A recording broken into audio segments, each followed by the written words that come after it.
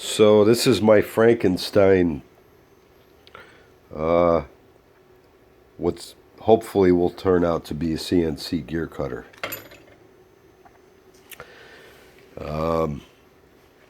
Yeah, I made this box out of scrap parts I had laying around. T7075 plate on the front, 1-inch thick. Piece of cast iron I made the bearing hub for. I made this locking collar here, double nut, double bolted. This holds the ER32 collet extension, and it's adjustable. It's a slip zero clearance fit, and then once you get everything where you want it, you just clamp it down, and it holds very, very tight.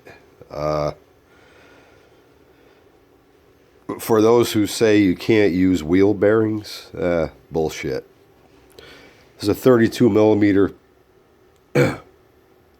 ID wheel bearing that fits the ER32 collet extension.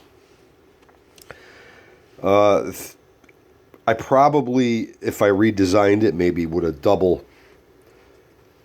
bearinged it from the back, but instead what I did is I double bearinged the back side. That's this flange here has a 1-inch ID. Actually, there's two of them. So you go to the back, we have another.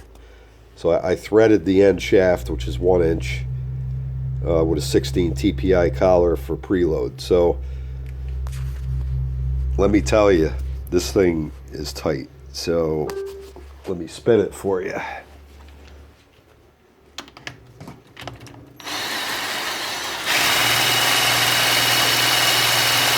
As you can see, has effectively zero run out.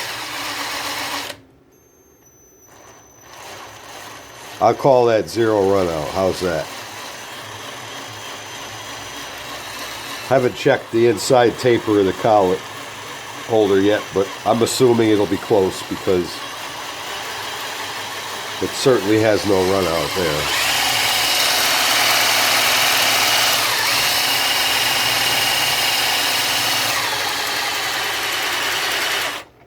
Now, one thing with precise gear cutting is you want rigidity. You don't want any movement. So here's what I did.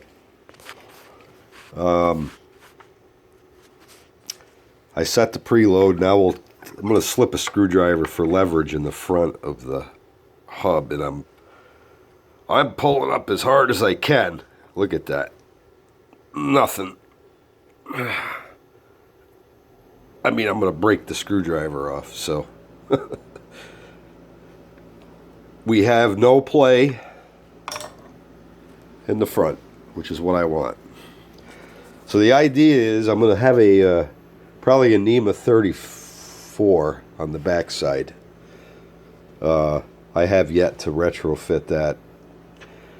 I'm going to set up probably NEMA 23s for the X and Y on the mill. And what this will give me is precise indexing. They're pretty close.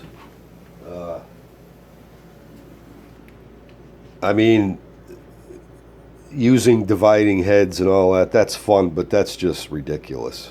That's like so old school. I respect people who can do that and need to do it, but I can get much higher accuracy with micro stepping, I believe. So, especially with direct coupled, there'll be no slop or slack or backlash anywhere. So the idea is, when it's all set, I'll be able to choose different size arbors to mount in for the gear blank. We'll see how it goes. I don't think I'm going to have to, but I may set up a tailstock to give it more support. I really don't think it needs it. You saw that this does not move. So the idea is set the cam software, you're done. Walk away, let it cut. I'll probably be able to mount several blanks and cut several gears at once too. If I'm going to do that, then I would probably definitely going to add a tailstock for support to avoid any deflection, but we'll see. I have yet to test it with a bar in.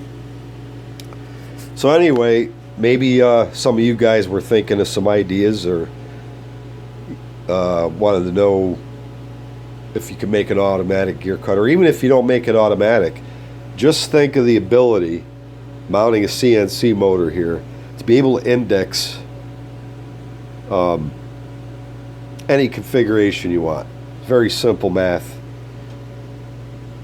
Take your gear diameter, your pitch, do the math, and you're done. Very simple. So much quicker, even if I don't automate it, just to be able to push a button on the laptop and have it auto advance to the correct next position for the cut. I'm thinking I'm gonna I have a middle slot down here. You can see how it bolts to my Grizzly bed, my G0704. So the idea here was eventually maybe set something up so I can do a 45-degree angle for bevel gears, but I'm not worried about that right now. I want to get this prototype working. When I do, I will post the video. So yeah, I mean, look at the rigidity here. It does not move. You can twist and turn this sucker. It's like a rock, which is how you want it. You don't want things to move. So this was just made from scrap stuff I had laying around. I bought the bearings and the collet holder. Other than that, I made everything else on the lathe. So I don't know. Let me know what you think. See ya.